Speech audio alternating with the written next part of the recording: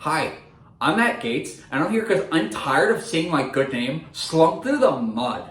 So I'm here to kind of take my name back, because I'm tired of picking up a Twitter and reading that Matt Gates looks like a sentient trust fund made of blow. Matt Gates looks like both drama masters combined. I look like a character from Trolls World Tour who fell off a cliff and went to hell. Somebody did blood magic to bring a Team America World Police marionette to life. Matt Gates looks like Jay Leno finally climaxed in a denim condom. The 90s Duracell man constantly making an O-face. I look like Butthead after he finally scored with a high school chick. Or he looks like his skull is trying to reject his face. It's perfectly normal to know the age of consent in every state. It's not just offensive to me, it's offensive to my adult son Nestor, as well as my fiance, who I'm very much in like with. I have lots of people who will support me within Congress, okay? I have a lot of Congress people who will come forward and say good things about me, like Marjorie Taylor Greene, and others who will say good things about me. I can prove it right. I got a lot of people who will say good things about me. I'll just show you right now, okay? I'm gonna find someone to say something good about me. I'm gonna find something really nice someone said about me. I don't care how far I have to dig for it. Here we go, a report card. Matt does adequate work. I'm with Derby Racer #1. That's better than #2. Stole this from someone who's a nerd. Matt would do a lot better if he spent less time creeping around the girls' locker room. He doesn't even have a kid here. See, I would do good. Trophy, it's not mine.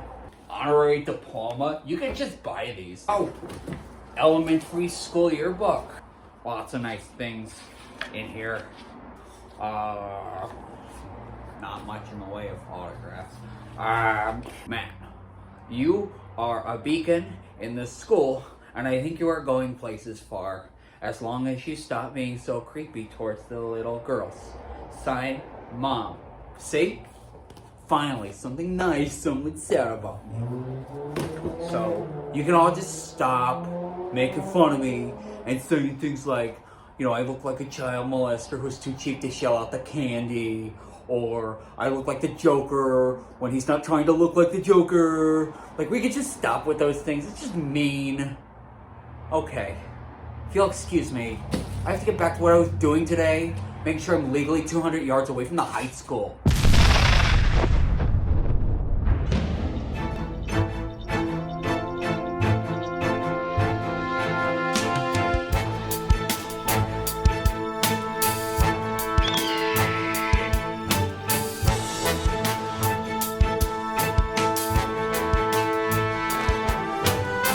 From a bunker in beautiful Parkchester, the Bronx, it's Electoral Dysfunction. Now, here's your host, Tom Brennan. Hey everyone, welcome back to Electoral Dysfunction, the show where comedians and experts debate the news of the week from the safety of their quarantine. I'm your host, Tom Brennan. Thank you for being with us. We're back. We took a break. Long story, but we're back with semi-regular shows. Semi-regular, much like irregular, my jean size. Oh, that was horrible. Rough week for justice, rough week for America, as they all seem to be these days. Man, I gotta tell you, the New York Knicks got a better defense than Derek Chauvin. Boom! Episode title secured. We got a packed show today, so much so that we actually cut a segment for a bonus episode. So be on the lookout for that soon. I want to say a quick thank you to our pal, Andrew Kimler, aka the Honorable Matt Gates, for stopping by. And with that, Ned Thorne, it's been so long since I've said this. Star wipe me to the panel. And join me in welcoming this week's panel. First up, attorney, writer, thinker. Follow her on all forms of social media at Audrey Lodemercy, and you can catch her this coming Monday on BBC, covering the Derek Chauvin trial. Madiba Dedi's back. Hey, Madiba, how are you? Doing well, Tom. Thanks for having me. Welcome back. Next up, coming to us from San Antonio, Texas, if I'm allowed to say that, which I should have checked before the show. I don't know if they're a deep cover. It's fine. Pride of the United States Army, funniest, certainly the funniest soldier of them all, G.I. Joe himself. You can find his comic coming up, his comic book debut, I believe, coming up in the anthology True War Stories from Z2 Publishing, published by our old pal Alex DeCampi, or edited by our old pal Alex DeCampi. Benari Polton's back. Hey, Benari, how are you? Very good, and of course, none of my opinions are in any way reflective of the United States Army or the U.S. government or coalition partners or anything like that. They're solely my own. So, all right. you know. I was going to pin this on you and Micronesia, but here we go. Nope. Next up, coming to us from the great city of Philadelphia, very funny comedian, host of the Crime and Cookies channel on Twitch, Andrea Duffy's here. Hey, Andrea, how are you? So happy to be back. So excited. It's welcome. We're happy to have you. And of course, and I'm going to compliment him this time around.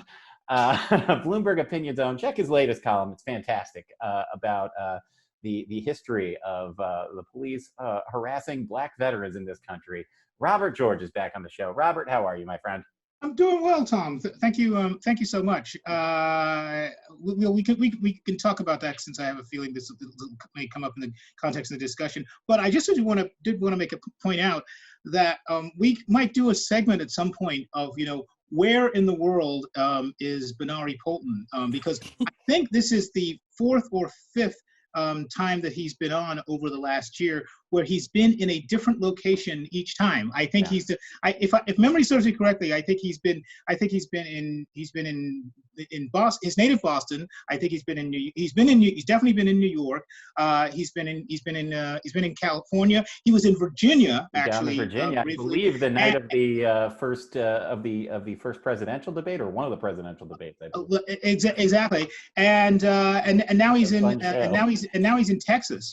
So he's he's hitting all the bright. I think he needs to get it to some plain really purple places, because he's just basically been going for deep blue and deep red. I think he needs to go to a purple spot. We're really swinging the pendulum to extremes every time. The deep red city of San Antonio. Anyway, we'll jump into the news of the week. So we'll start off, as I said before the show, with sadly the lightest story of the week. This week, the FDA and CDC both encouraged a pause on the Johnson & Johnson vaccine nationwide. Now, I read into this that it is paused. However, individual doctors can still administer it, in their practices with patients of theirs with consultation. This was in response to 6 cases of blood clots out of 7 million doses. And I think what's important to note here, our pal Michael Udell, formerly of Drexel University, now heading out west to Arizona, good for him, talked about this on Twitter from a public health standpoint, that this move, as he put it, was probably, the best of bad options, which is to say their options were announced that we have found this trend of blood clots. The common thread is everyone, all 6 people received the Johnson & Johnson vaccine. And the solutions were either ignore it, put out a slightly less cautious pause, pause some places, not others, or just do a pause and do an investigation. Well, all the people were also women, weren't they? Yes. There were women between the ages of 18 and 45? Yes. Or something, yeah. Which is interesting because the incidence of blood clots is way higher in birth control than in that vaccine. And we're just expected to live with those risks.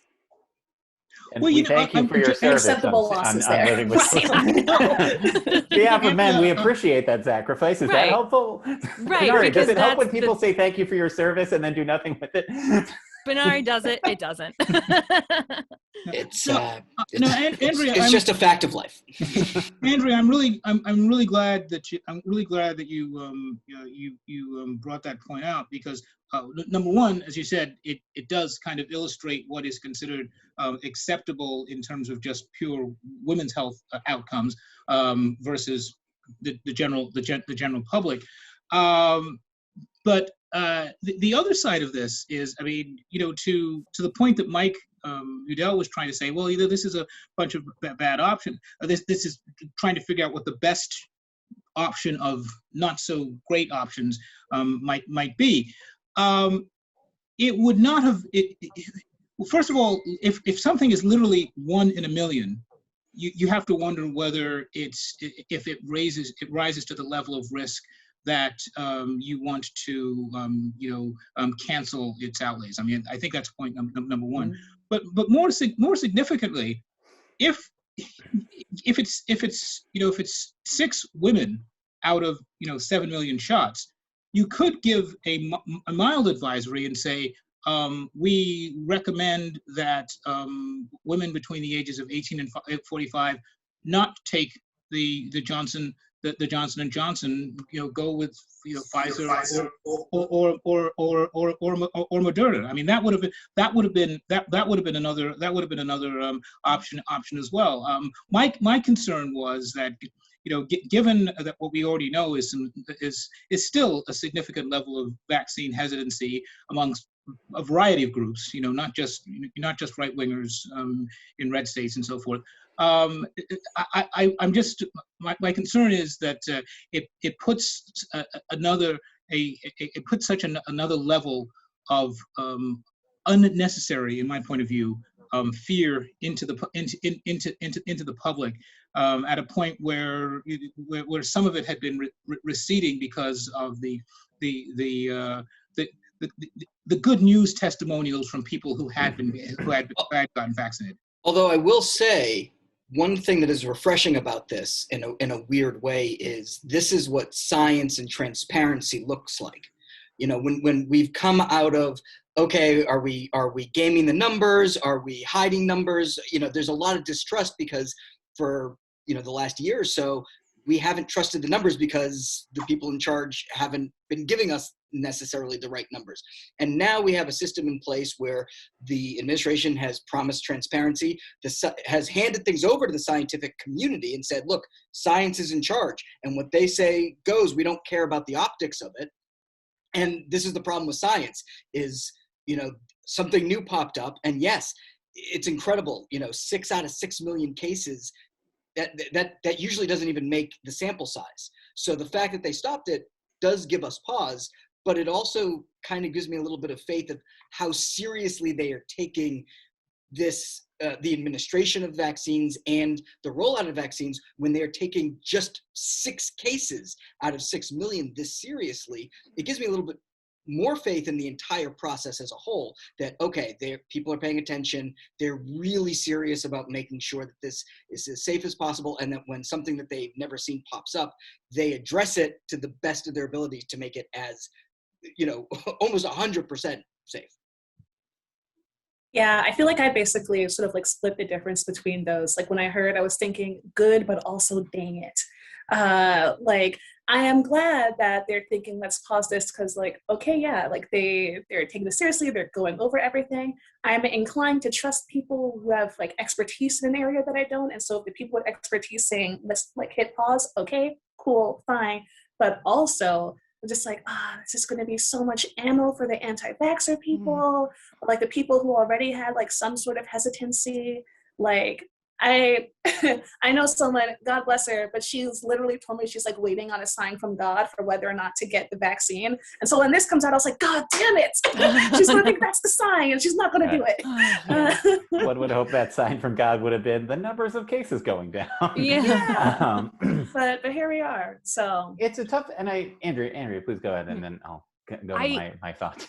I was also thinking along the same lines with the anti-vaxxers and how it would kind of affect how that information travels along those groups. And I wonder if having the CDC and scientists make a big deal out of it, put it in the public, say, okay, we're pausing, we're studying, it might kind of avoid that undercurrent of YouTubers going, why is no one talking about this? And then the only expert opinion you have is someone trotted out to say, well, a sample size and a 1 in a million and it's very small and blah, blah, blah statistics. And it doesn't have the same like emotional impact. So I don't know. I'm trying to be optimistic about it because I just want the vaccines to work and us all to go back to normal. Yeah. And I think one important thing to jump out of that is that, and there's still polling to come out off of this week.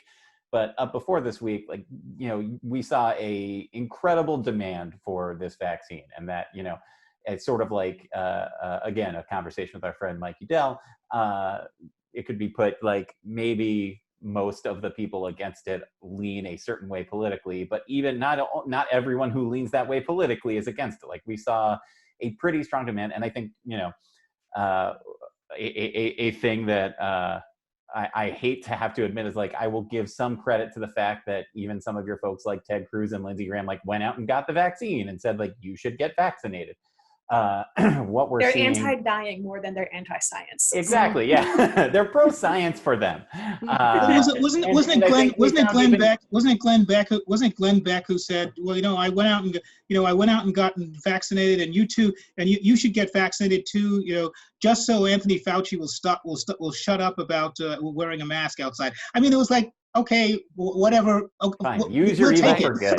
Like, whatever you need to tell yourself. Even some of these reports of there being of the blue states sort of outpacing red states in terms of vaccines has had to do more with the infrastructure and vaccine accessibility than a lack of demand. But the lack of demand is there, and like the problem with the and I want to be careful with language here. Like I will say anti-vax movement, and that in that case, I'm referring to people who I believe have bad faith reasons to oppose vaccines, not groups that may have a historic, reasonable distrust of the medical establishment. Mm-hmm. But in those groups, like anything that gives them oxygen, they're masters of turning, turning the molehill into a mountain, for lack of a better word. And yeah, I likewise was like, great, here it comes. And it had to be the vaccine from the company with the name everyone trusted, which is crazy because when you stop and think about, like, I've never been to any of these companies, but I was like, oh, even I, fall for American branding. I was like, Johnson & Johnson. I mean, they made the shampoo that wouldn't let me cry. Of course their vaccine's good.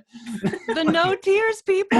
Yeah, why would they lie? I mean, did they also make baby powder that was like super bad for babies? So I mean, everything's well, that was true. Think about it. Yeah. There were, in fact, there were a few people when the Johnson & Johnson vaccine actually got the rollout. There were people saying, "Are we completely forgetting that it was?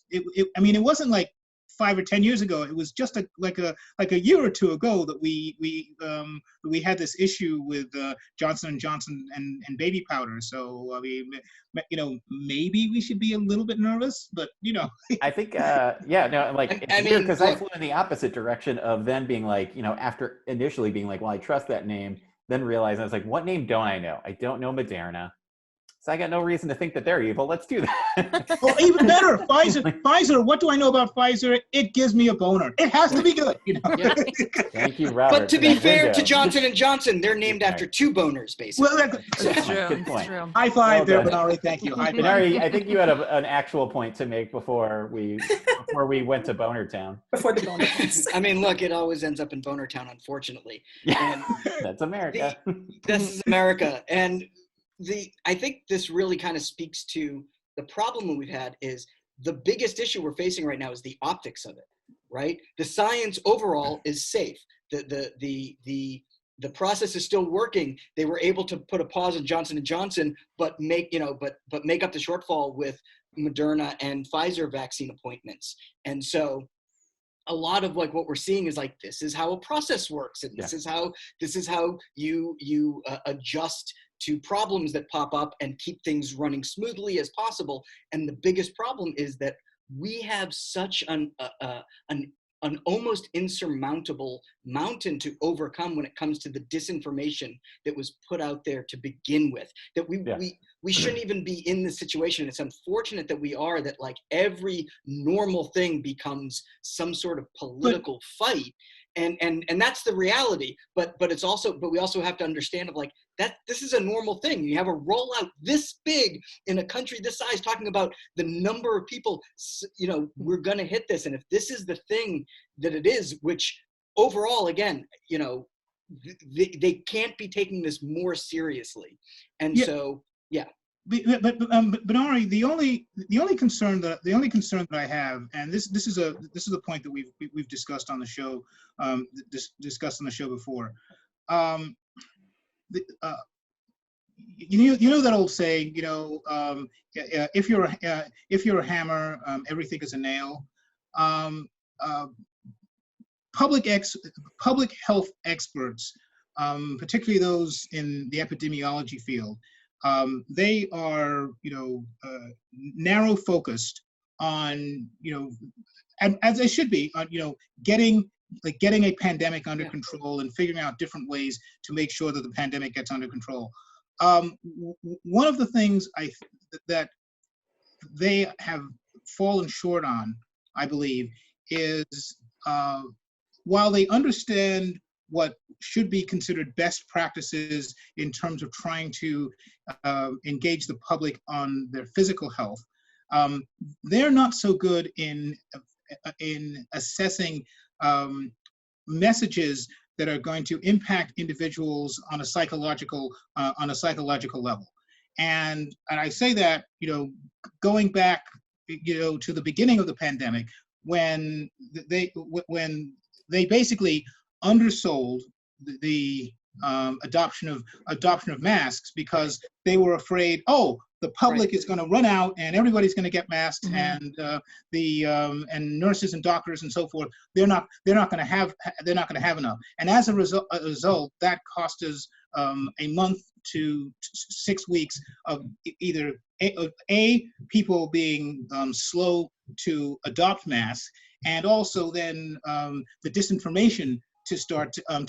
But I think we do need to be clear. I think we do need to be clear that yes, we are aware that the messaging isn't the scientific community's focus, and the people who were in charge of the messaging changed three months ago. My point. Yeah, but my follow-up point is now that while they want to be they want to be transparent, as you said, in terms of the clotting issue. Again, I think they are also underestimating what the ripple effect of that might be to the public, and so not only causing them to be wary of Johnson & Johnson, but to increase, to create an atmosphere for further skepticism on vaccines in general. So that's where I feel that some of the public health experts kind of fall down on the field in not anticipating what the psychological impact to the public that some of their pronouncement might have. I was struck by that too, and I was also struck by the way that the information was rolled out. Like, it was rolled out very clinically, and some of this information may have been in there, but it didn't. Certainly, I didn't feel the emotional weight of this. I think it would have been important to, deliver it. Maybe like have it be delivered in a much like, don't worry. I think the most important thing that I've learned in my research of it is, like, if you're 3 weeks out from your Johnson & Johnson shot and you haven't seen any of these symptoms, you're probably fine. Because I'm sure there are a lot of people who got Johnson & Johnson shots maybe a month ago or more than that, who are like, duh, what's going to happen? Should I be checking this? Like, communicate out that information. I agree. And I'm curious, particularly given that so far it has only presented itself in women. Andrea and Madiba, I'm curious, to talk a little bit more about that from that perspective too. Just that notion of, like, not only are we seeing a condition, but it is so far, So far, Robert Benari and I wouldn't have to worry about it if we got the Johnson & Johnson. How does that feel? We alluded a little bit to it earlier, but I think it's worth another quick deep dive in there. Yeah, I mean, it's sort of typical for any health consequences for women to be sort of ignored or like dismissed entirely, or just like not really focusing on what women's bodily needs may be in like all sorts of respects, like whether it's testing women for like how they respond to vaccine trial, or whether it's diseases that primarily affect women, or if it's like letting women make decisions about their own reproductive health care. It's like just sort of like disregarded generally. And so it is sort of like another instance of that. Like, thankfully it is a super small instance in that, yeah, I think it's like you have a higher likelihood of getting struck by lightning than getting a blood clot from these. But it is still just, this old bag again. Okay, cool. Yeah. At first, I'm sitting there thinking like, okay, that's a coincidence. It's the shot itself is not sexist. However, the shot itself, as you said, is produced in a system that is not going to look at specificity. So this specific thing that makes it more likely to give women blood clots in a very small population. it was not addressed, not foreseen, not known, or ignored in clinical trials. So it's It kind of reminds me. Oh, sorry, I didn't mean to no, go ahead. I was just rambling to the end. I was thinking about how, like, I think it's stroke symptoms or heart attack symptoms, like, manifest differently in women than men. And I learned that, like, somewhat recently, like, within the past, like, 2 or 3 years. And I was astounded. And I was just like, oh, like, what if I had these symptoms and I just didn't know that's what it meant? Because we just sort of don't really factor in, like, how, like, women experience, like, health needs and health care. Despite women, being like half the population. It's just like, oh yeah, women. So yeah. I learned female heart attack. I'm sorry. No, go ahead. I'm sorry. I learned female heart attack symptoms from Rosie O'Donnell because she did a bit about it in one of her stand-up sets. And she had a whole anagram for the symptoms, and I have of course forgotten. So this comment is useless, but if it's possible to make up an anagram for. But again, like you said, the medical industry doesn't teach us. And I've taken lots of CPR classes and first aid classes. They don't teach the female signs of a heart attack and a stroke, and they're not the same. It's also the question I had. I mean, you mentioned this earlier on that birth control it can create. Putting aside the vaccine stuff, birth control can cause clot issues in women as well. And one of the things that I would have liked to have heard once they were announcing this, I mean, they said it's 6. They say it's 6 people out of 7 million, and then they say it happens to be 6 women out of 7 million.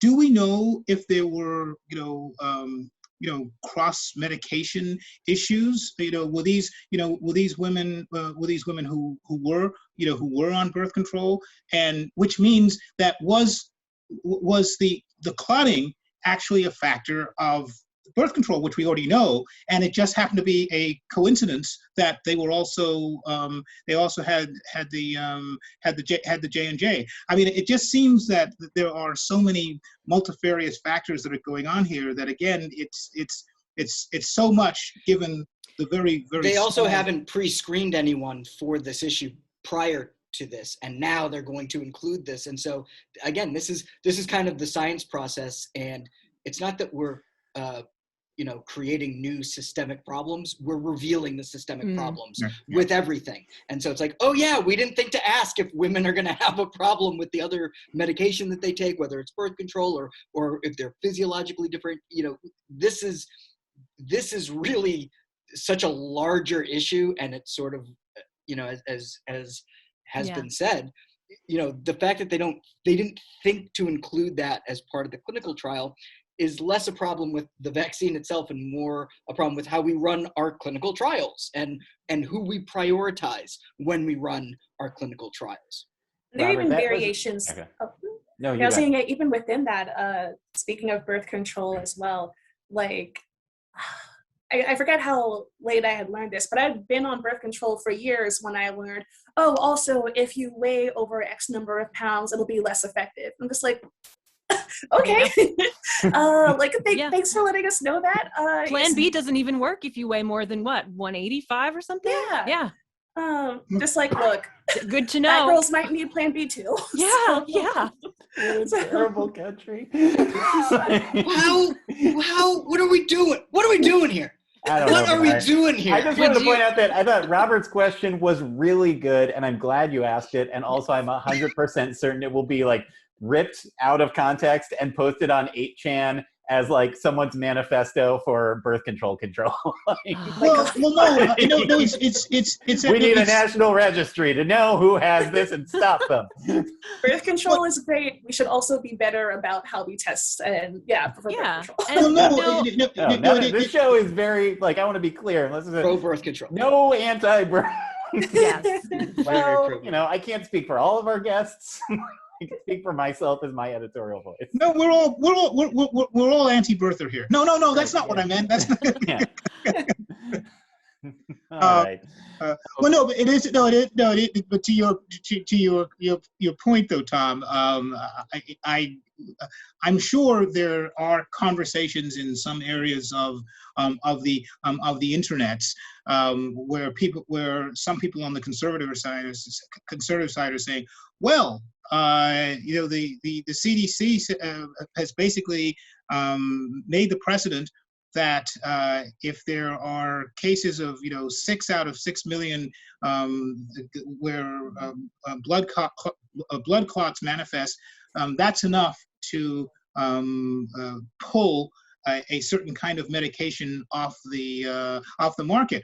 Well, if the numbers are even greater for birth control, so let's pull those off of the market as well. I mean, It'd be really exciting that when Ted conversation Cruz runs on that in 2024. that conversation. Don't you put that evil out there. Yeah, right. You Stop ruled him, 34 Trump. that right into existence. Sorry. All right. Let's move on. So other big news of the week. Now, I think an important thing to believe in, like when our justice system works the right way, I believe that every single person deserves a chance to defend themselves in court, even Derek Chauvin. And I have to say, after having watched this trial, if anybody deserves the lawyers that he has, it's Derek Chauvin. That is not the world's greatest defense attorneys. The Man, he's practically got, ironically, he's practically got black man's lawyers there. I mean, he's it's not doing so well for this guy here, We had a jury expert on Crime and Cookies last night, and he said that the defense's last witness, he called it a landmine that blew up other landmines. Which and witness specifically, was that again? Huh? Which witness was that specifically?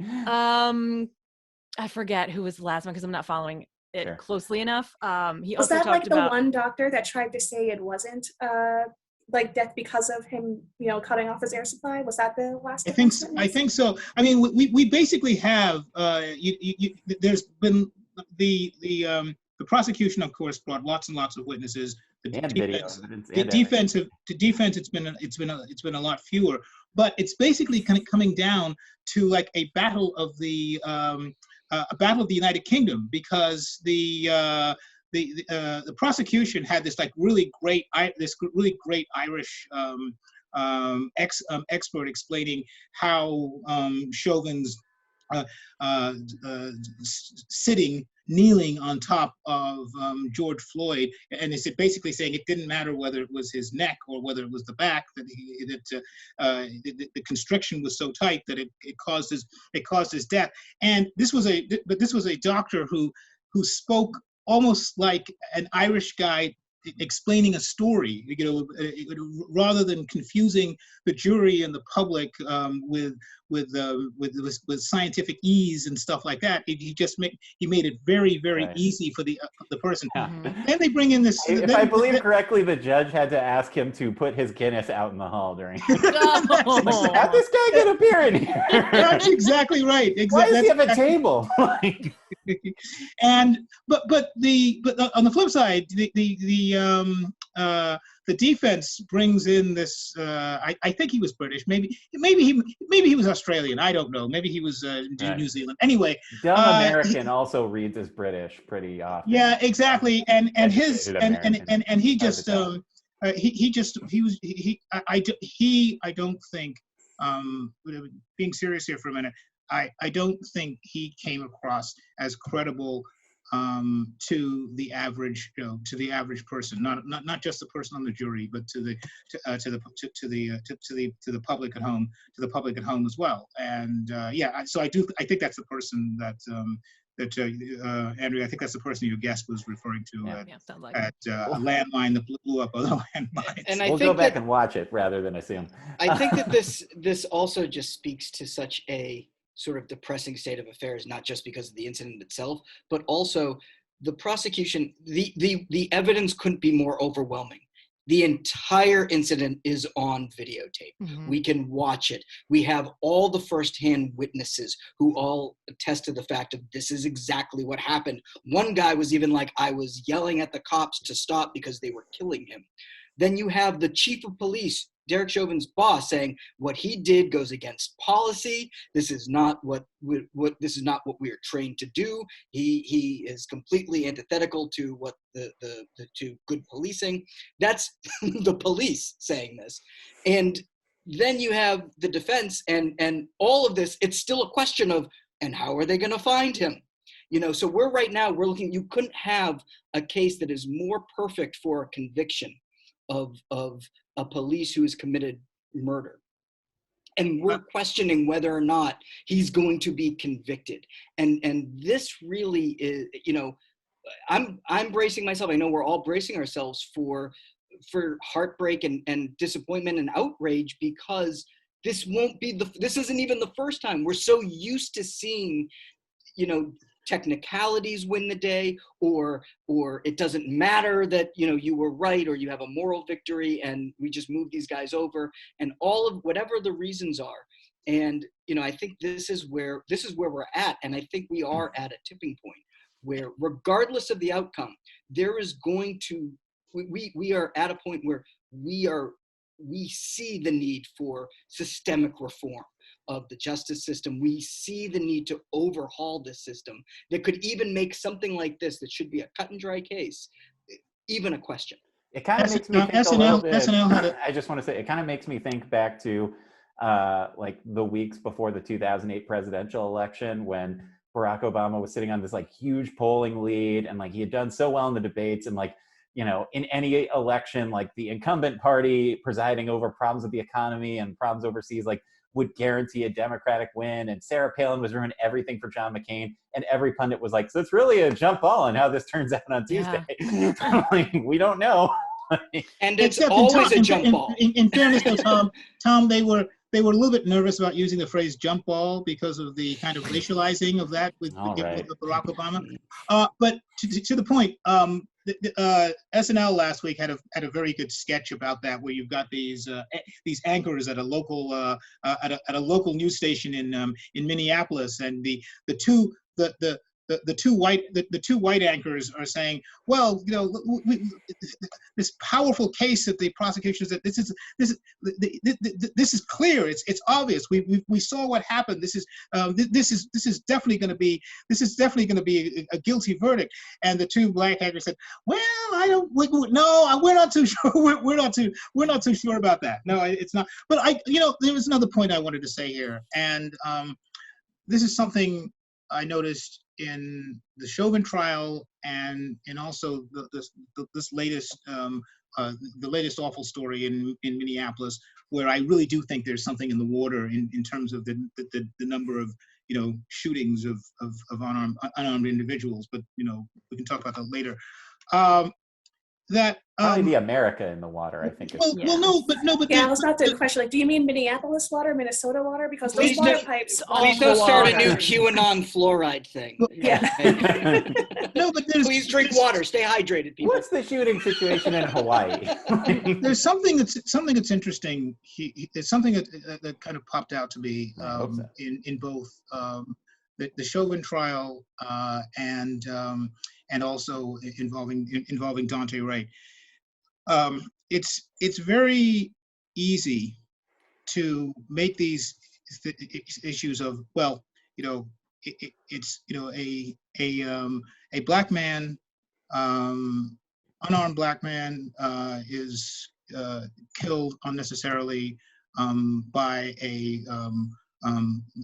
white police officer, or by the police in general, given that, forget about Chauvin, you've also got the other three cops that were there, who are all, two of whom are cops of color. So often it has to do with, a death of a black person by a blue person, as opposed to a white person. And so we become sort of trained to see that particular prism in terms of blue versus the black community. What I thought was interesting in some of the most interesting testimony we had at the Chauvin trial was when we all learned, and I don't think we knew this before, that George Floyd's ex-girlfriend was white. And so we had this interesting situation where we've got a white person testifying about the large hole that was in her heart because her former boyfriend, and she was explaining to the world what type of a person he was. Because certainly in the context of the trial, but even before that, we heard all the noise about, he had been in prison for this and that, and he'd held up this place, years ago, and he'd been in prison in Texas. And so there was a certain kind of an image of, a black man with a criminal background. And so he put himself into this situation, and then he dies in police custody. But he's being humanized by a white woman, and that shouldn't necessarily matter. But in the history, given the history of this United States, it does.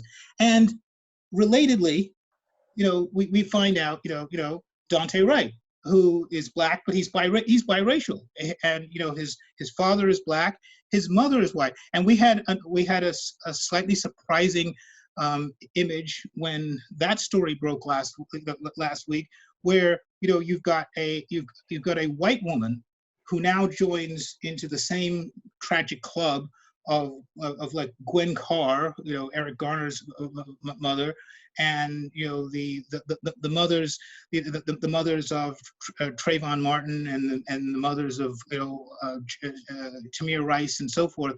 These black black women who have had to mourn the death of their sons in police custody, and now there's a white woman there. So this may open up this conversation that we've been having into a broader fashion and say, no, we should be angry and frustrated that this is happening to black men and their mothers and so forth. But we are still a United States, and it's impacting other communities as well. It's not purely black and white. The tragedy has been always black and white, but it's not quite black versus white as we've come to learn for decades, if not centuries. There are a couple points I want to make in response to that. One is, I think it's clearly absolutely spot on that police violence affects all of us. It affects the people whose lives are lost, it affects their families, it affects their communities, and it definitely affects Black people the most, but it doesn't only affect Black people. But the sort of racialized conception also really impacts how people address it. In my hometown, a white kid was killed by the police like a couple days ago. And there were like horrible racist responses before it came out that the kid was white. They were like, oh, well, he's probably a thug who deserted and blah, blah, blah, blah. And then it was like, it was a white 16-year-old, and then they had nothing to say anymore. So I just want to raise that one. Second thing I want to raise is, Rob, how you mentioned how you said George Floyd had like a white ex-girlfriend.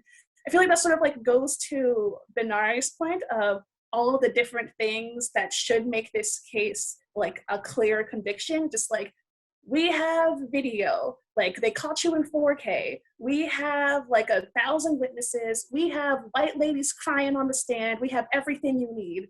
And we're still like, is it gonna happen? We don't know, because justice is, like Black people have never really been able to access justice in this country, in general, and especially with regards to policing. I will say, I learned a lot of stuff from the guy we had on last night, and he pointed out that, and I know this too from serving on a jury, I don't know if the rest of you have, but like when you get the instructions, first of all, I think, this is going to sound weird to say, but the fact that we are thinking that it's a toss-up indicates that Chauvin did get the defense that he was due in a Seventh Amendment or kind of sense, in that, good, you want to make sure all those T's are dotted, crossed and I's are dotted so that he doesn't have an appeal, so that there's no chance for a mistrial. It's never more important in a case like this. But it's so strange when you get your instructions as a juror, the judge is very specific, like, these are the determinations you need to make. And you can sit there and say, like, look, he's guilty, he did it, blah. And at the end of the day, they're going to have to decide whether the prosecution proved without any reasonable doubt, beyond a shred of reasonable doubt, if he, I don't know, maybe intended to do it based on the charge or whatever. And someone in the jury room is going to get hung up on the word reasonable, and someone's going to get hung up on the word knowingly. And you get so in the weeds, and it's a fluke of our justice system that we're not after the truth in a trial. We're after whether the prosecution has proven it. It's a feature, not a bug. Well, and yes. And part of that is, the great ideological rationale behind it to make us as different from, the kangaroo courts, or as different from how the British Empire ran their trials. And so, the idea of innocent till proven guilty, we've taken to the nth degree, but what we all recognize is not everyone gets that benefit of the doubt in this country. Not everyone gets that style of justice. Yeah. And I think no one case is going to solve all this, and no one case is going to change the systemic problems that we are witnessing day in and day out now. And what is really happening is it's not going to be on a jury or even the judges. It's going to be on us as a society. And I think we are the ones who have to make that change, have to decide. We know what it's like when we live without the presence of justice. It's been said in many different ways, but peace, peace isn't necessarily, the presence of justice as well. You can have peace and an absence of justice. And I think what we're feeling is a very long, for numerous people in this country, and it's across the spectrum. And again, we talk about policing. When you have something that's systemically racist, it doesn't matter what color you are, what creed you are, what your background is. If you become part of the police force, you're expected to adhere. And there it is. There it is. But there's an expectation of, you support the blue. You don't snitch on your friends. There's so many instances of people leaving the police force, good police officers, because they don't want to do crimes, or they don't want to cover up, bad policing, and they're forced out. The woman who was found, who I believe won her lawsuit this week because she called out an illegal chokehold. And so you have, when they talk about good cops, it's like the good cops have to leave; they get forced out. Yeah. Well, one thing I wanted to say to Andrea's point, and the unfortunate reality is we will go, as we sometimes do in this show, to some of the stories of the life of the patron saint of the show, Tom Brennan Sr., my dad, who, he has told me often about a time he served on a jury where he was 100%, there was no way this kid wasn't guilty of whatever the crime was. And it wasn't a violent crime, but it was a robbery or whatever.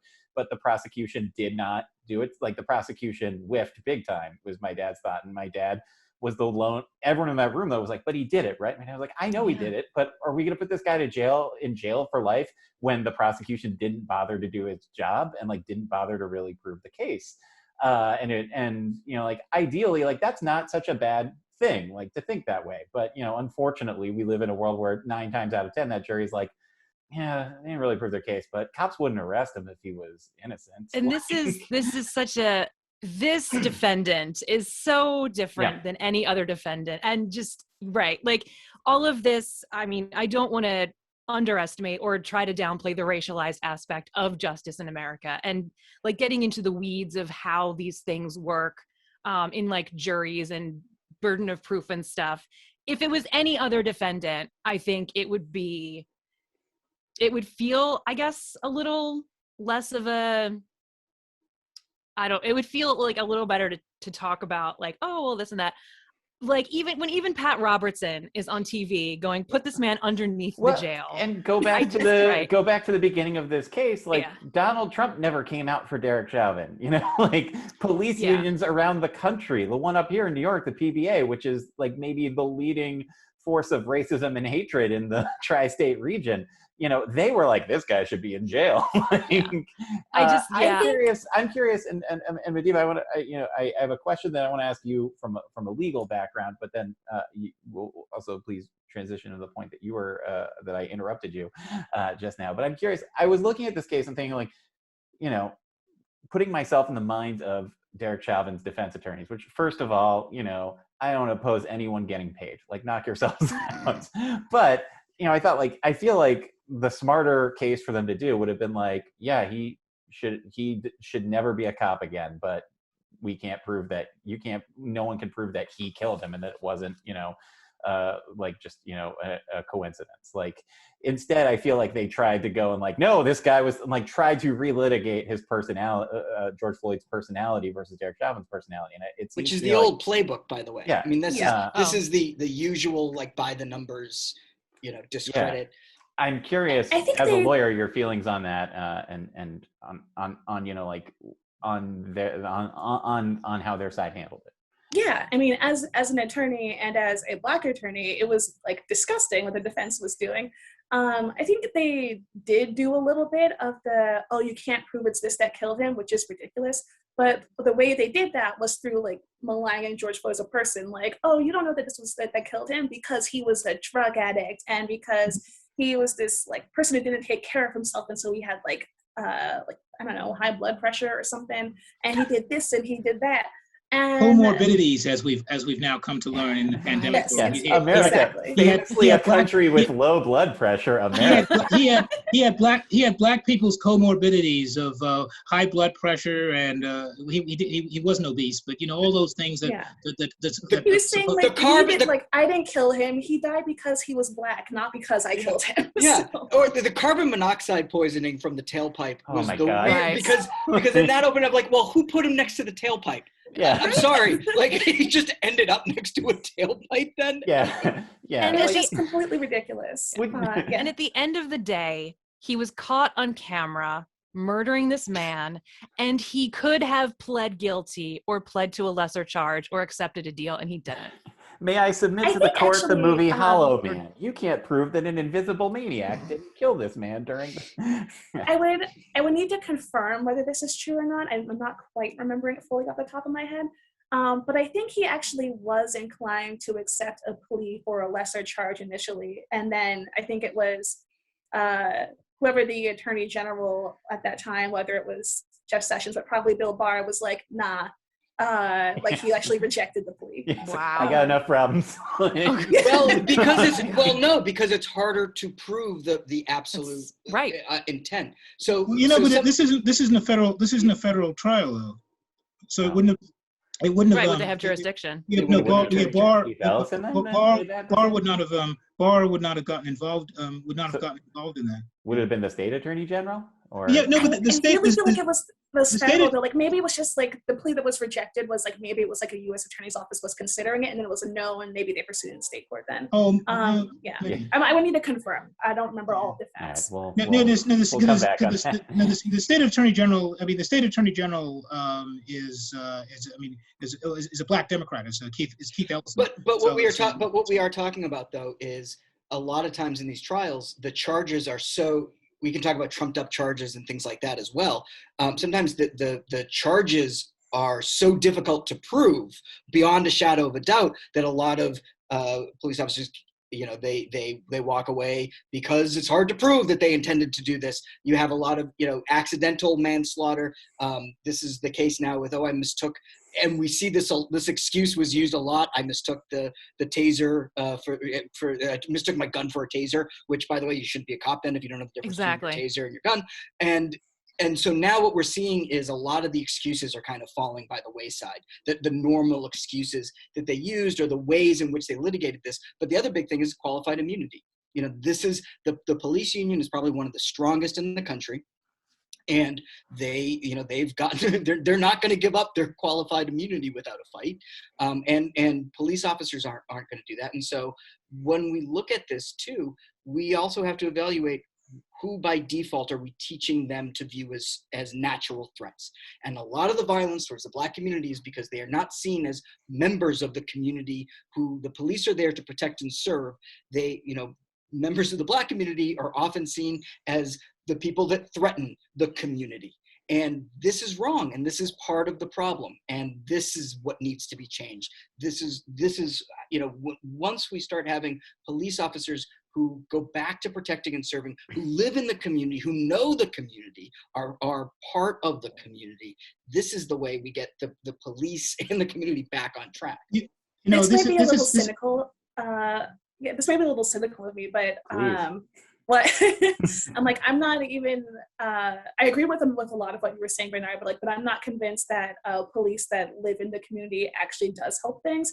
I've heard that theory before that it would, but like folks like looked at the data and it was like not really, because cops are going to cop at the end of the day. Sure. Yeah, it doesn't actually like matter if they knew you or not. You're absolutely right though in terms of some people police will view as, oh, you are like a wealthy white person, I am responsible for protecting you and your property. And it's like, oh, you are a poor Black person, like I am responsible for protecting people and things from you. And like I view you as a threat, like I protect myself even like from you rather than trying to serve and protect you. I think that's spot on. And it's something that really has sort of run through the core of policing. And you mentioned qualified immunity. It's so important, both that we reduce community interactions with police in the first place so it doesn't get to that point, but then if/when it does reach that point, there need to be accountability mechanisms. Because right now you have like ridiculous sort of standards where cops are getting away with murder all the time. Like we talked about the trumped up charges and like how it's so hard to meet some things, but it's so hard to meet until it isn't. Like for like anyone else, they're like, oh yeah, like slap, like throw the book at him, like charge him with the highest thing. Even if we don't get the highest thing, they're poor and we'll just like, not be trying to like pay all the money or spend all the time away from their family, and they'll cop to the lesser charge like immediately. But for a cop, they're like, I don't know how I could possibly prove this. It's really just too challenging, especially when it's like a prosecutor who's going to be like working with the cops on other cases. Right. I don't want to throw out my 20 other cases that he's a witness. Precisely. Well, and I'd say like I think one thing that gives me, like I don't want to say hope, but like I think the fact that this is a trial at all to me is, like juries, exactly as you said, like by the actual. Any jury that takes this job responsibly, like who knows what they have to evaluate this versus the rest of us. And also this is America. So there's only so much faith I'll put in a group of my fellow citizens. But, like the fact that this went to trial, the fact that this is a case, like traditionally, exactly you said, prosecutors either are reluctant or perhaps intimidated out of going after a police officer. Clearly not in this case. Yeah, he just get fired and then reassigned somewhere else the next year. Yeah. Yeah, it's, we should note that while, this one was caught on camera, so like everybody saw it, and it was especially egregious because it went on for so long, this wasn't the first time that Derek Chauvin kneeled on someone's neck, and it wasn't the first time that people were struggling against him and telling him that they couldn't breathe. It was like the 5th time or something. And there have been formal complaints filed against him before, and the cops didn't do anything. It's only now that there is this really obvious video that was circulated around the whole world rapidly. And when we're already sort of in a moment where people are paying more attention and trying to push for this change, that the cops are like, oh, okay, maybe we have to do something about this. Maybe it's in our interest as cops to distance ourselves from a bit and say, I don't know where he learned that from. We didn't teach him that. Also, the idea of, well, I was just going to say, the idea of cops as de facto executioners has to stop as well. Yeah. Because let's be clear, guilty people in an arrest situation shouldn't be killed either if you can avoid it. And when the go-to is that, well, they were criminals, they deserve to die. Most of these things that the so-called criminals or the alleged criminals have been murdered over are not crimes for which you deserve a death sentence. Right. And so this, there's an entire way of thinking that we have. And this goes back again to there's such an adversarial relationship between the police and the community at this point that there needs to be an overhaul in that. And going back to, I knew there was something I meant to mention earlier on. We were talking about I think it was Madiba was talking about you know, a white kid that gets shot, and people were just like assuming that it was a black kid, and they kind of went into the classic, oh, what did he do? Was he a thug? Was he this or that? And then suddenly when they find out it's a 16-year-old white kid, you know, the language starts changing. There are a handful of people on the right. There's a guy whose tweets named Matt Walsh, not Matt Welch, but Matt Walsh, who he's got like 500,000 followers, and he tweets out these intentionally provocative points along the lines of, you know, he was actually happy about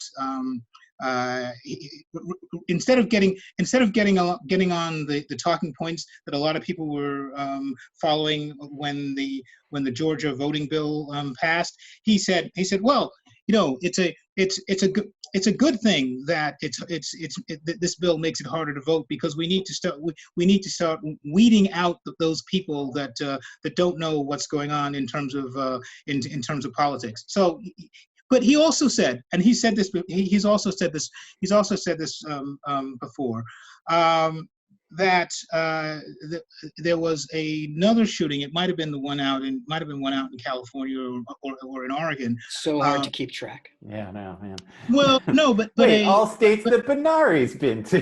but a white, you know, a white person was killed by the cops. And he said, well, you know, this is going to be yet another one of those stories that you're not going to hear about, because if you look at the numbers, you know, over the years, X number of you know, twice as many white people are killed by police in a given year than black people are. Now that's a ridiculous stat anyway, Yeah. given how many white people there are in the country versus how many black people there are in the country. But putting that aside, White people do have a long history of stealing things from black people. but putting this aside, and this guy Walsh is not the only person that has said this. The idea that they're trying to suggest is, well, you know, the black community and the media just, you know, drum this stuff up because a black person got killed. You know, as I tweeted to somebody in response to this, you know, so in a sense, what you're trying to say is that, you know, you want black folks to do your job too. You know, the issue should be, you know, are these deaths reasonable given the incident that's going on, regardless of the race of the individual. You know, I'm actually holding back from making a judgment on the shooting that happened in Chicago, because it's a little bit different than some of these others, because it seems at a certain point this 13-year-old kid did have a gun. Now there's this question as to, in the time frame, at what point he dropped it and at what point the cop shot. But there's a discussion that can be made there. But in so many of these cases, it's either an individual that clearly did not have a gun, or, in speaking of Minneapolis, Philando Castile stopped. He tells the police officer, I have a concealed carry license. I have a gun in the car. I'm informing you of this. Boom, boom. Right. You know, he's dead. The point is, there was an awful incident in, I believe it was Arizona, or might have been New Mexico. Shaver is the person's name. A white guy who's in a hotel, and he's showing off a rifle that he's got in his room. The cops are called, and this cop, in a sense, terrorizes this guy, forces him on his knees, tells him to keep his hands up, crawl on his crawl on his knees. The guy's pants are starting to fall down. He tries to pull up his pants, and he gets killed. This happened to a white happened to a white person. The question is, why don't these episodes become more publicized? And it's not just because the media is doing the Black community's job for them. The question is, why isn't this more of a concern within the broader? Because people might do something to the cops if they were killing white people. To that point, the only we've had as I said, we've had several, at least 5 episodes of cops shooting unarmed people in the Minneapolis area in the last 5 or 6 years. The one case where a cop was found guilty was a black cop. The cop was black, and it was a white woman, an Australian Australian. I remember that. I don't count Australians as people. Oh no, Australians. Not only are Australians white, definitely not white. Hang on, Australians are criminals by nature. I'm sure that they had a criminal background. I think a thing you see after, particularly after mass shooting stories, of these stories of, like these sort of point-by-point comparisons of these white mass shooters who get arrested peacefully versus black people who 9 times out of 10 not Burger King. Nothing. Dylan just got a meal. Or cops raise money to get them their bail. I mean, this is that specific case aside. Like, I will say, like, I think you see a lot. I've seen blowback from people that's like, what are you saying? Like, they should have shot that guy to death? I'm like, no, I'm saying that is exactly how they should arrest someone every time. Like if you can bring in a mass shooter, you can bring in this person with a broken tail. And the question is like, bring in this child or whatever. Yeah, and I think the question that becomes like, what is happening? I think there, I almost like I've stopped even getting into the like good cop conversation because I'm sure there are plenty of good cops, but like the system, there's something happening there that's saying like that's saying take them alive if you got time, like, and that is a really like, and that's a disturb if and what frustrates me so much about it, like, first of all, as a moral human being, like, that's a terrible thing. But I think a thing that my late uncle, also oft invoked on this show, used to say a lot of, which is like I'm from an Irish Catholic family from the Philadelphia area. Some of them aren't always to the left of things like I am. My uncle, who was a monk, was very much to the left, and he would say you should, it's like racism. You talk about racism and hatred, like it's all bad because it's morally abhorrent. It's like, but also remember this: when they're done with them, they'll come for you. Like, you're not like, we're all on the list.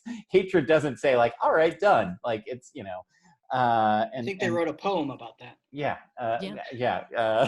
Yeah, but I'm from an Irish Catholic family, so we just give you the cliff notes of it. It's like, yeah, they didn't read it. What haven't they written a poem about? I mean, we're talking about Irish here. At this point. I think, and tragically, all this happens against the backdrop of even more streams of violence, and sadly, this will be a conversation that goes on and on and on, and hopefully, but we have solved it. Yeah, well, hopefully, right here. Hopefully, we don't see more reasons for anger this coming week as the trial wraps up. With that, we're going to call it a week. This is a wonderful conversation. Thank you so much, panel. Thank you, Madiva Denny. Where can folks find you next to hear more of your brilliant thoughts? You can follow me on Twitter. The username is Audrey Mercy. That's AUDRELAWD Mercy. And like Tom mentioned at the beginning, you can also see me on Monday at BBC. If you're up Monday morning, I'll be on at like 9:20. All right. And I'd like to note, everything I say sounds patronizing and condescending. I do think your thoughts are brilliant. It's just a default voice at this point. Andrea Duffy, thank you for joining us. Where can folks find you next or find you online?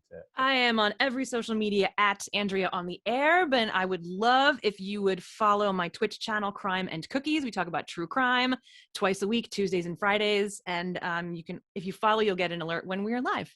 Excellent. Thank you. Benari, same question for you. On the social medias, at Benari Lee, BENARILEE,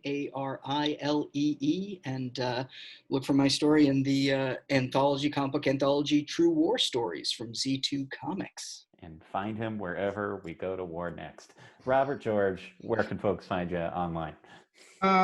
You can find me on Twitter, as many folks know, terrorizing folks with puns, but also giving trenchant political observations. That's at Rob George on the Twitters. Also on the Instagrams, it's Rob George 29, because that's what age I am eternally.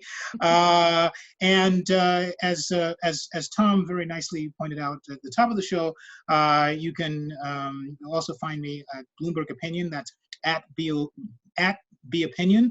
My latest column is the one that Tom referred to, where I contrast what happened with Lieutenant Karen Nazario in Virginia with a horrific racial episode that happened in 1946 involving a returning World War II vet in South Carolina by the name of Isaac Woodard. He came across some very violent and horrifically was beaten up and his eyes gouged out by a police chief in South Carolina.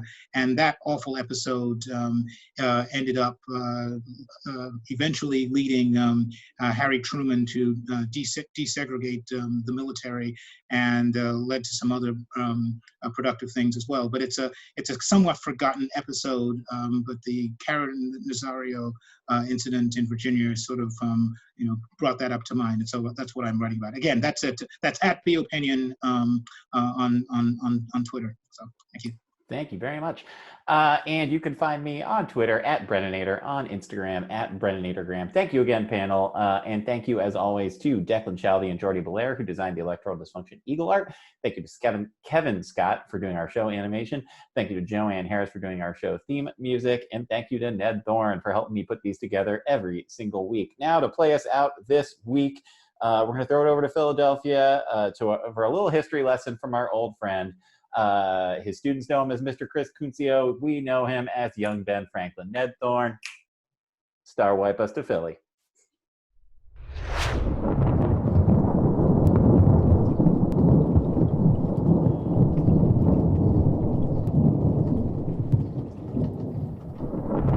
The body of B. Franklin, printer, like the cover of an old book, its contents torn out and stripped of its lettering and gilding, lies here, food for worms. But a work shall not wholly he lost, for it will, as he believed, appear once more, in a new and more perfect edition, corrected and amended by the author. He was born on January 6, 1706, died April 17, 1790, resurrected in 2019. I'm America's Aristotle, my logic rivals the Bible. Philly's philosophical Americano model, second coming of the grandfather. Here's my tabernacle. I'm holding all the power, everybody's golden idol. My followers, the fathers, 56 disciples, got a posse of apostles, and my title runs for miles. I'm a printer, a writer, diplomatically delightful, inventor, leader, educator, everybody smile. Sharper than a knife, I sharpen minds like a file. The doctor's got a scalpel, open minds, I'll make your mind full. Chosen one, I'll pour that pure cure off from my vial. It's that good stuff, lightning in a motherfucking bottle. It's chosen by the gods. It's the hour of my arrival. The free world's on fire, Lady Liberty's defiled. I'll revise my book, an autobiographical revival. Recite a dissertation on why I'm a demigod, bro. Do you have it? Did I go too fast?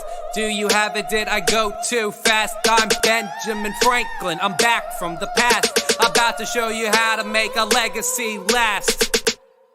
As we begin our story, the first thing is to forget everything you think you know about me.